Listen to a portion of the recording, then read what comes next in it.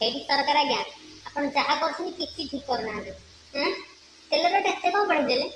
ମୁଁ କେତେ ସୁନ୍ଦର ବାଇକ୍ରେ ଚଷ ପିନ୍ଧିକି ଆରାମରେ ଯାଉଥିଲି ସ୍କୁଲ। ସେଠି କେତେ କେତେ କେତେ କେତେ କେତେ କେତେ ଝିଅ ମୋ ପଛରେ ବୁଲୁଥିଲେ କାହିଁକିନା ବହୁତ ସୁନ୍ଦର ଦେଖାଯାଉଛି। କିନ୍ତୁ ଏବେ ପୁରା କଳା ପଡ଼ିଗଲେଣି, ପୁରା କଳା। କାହିଁକି? ସବୁ ଆପଣଙ୍କ ଯୋଗୁଁ, ସବୁ ଆପଣଙ୍କ ଯୋଗୁଁ। ତେଲ କଥା ଯଦି ତମେ 90 କରିବ ମୁଁ କେମିତି ସ୍କୁଟି ନେଇକି ଯିବି? କେମିତି ସ୍କୁଟି ନେଇକି ଯିବି କୁହ? ତମେ ମତେ ଆନ୍ସର ଦିଅ, କେମିତି ନେଇକି ଯିବି? ସେଥିପାଇଁ ମୁଁ ସାଇକେଲ ଚଢ଼ିକି ବାଧ୍ୟରେ ଯାଉଛି, ଯାହାଫଳରେ ମୋ ମୁହଁ କଳା ପଡ଼ିଗଲା। କୋଉ ଝିଅ ଗୋଟେ ବାସିରେ ବି ପଚାରୁନାହାନ୍ତି। ଏବେ ନଗଦ, ଏଇ ନଗଦରେ ଗଲା, ଭ୍ୟାଲେଣ୍ଟାଇନ୍ ଡେ ଗଲା, କେହି ଗୋଟେ ବାସି ଫୁଲଟେ ବି ଦେଲେନି। ସବୁ କେବଳ ଆପଣଙ୍କ ପାଇଁ।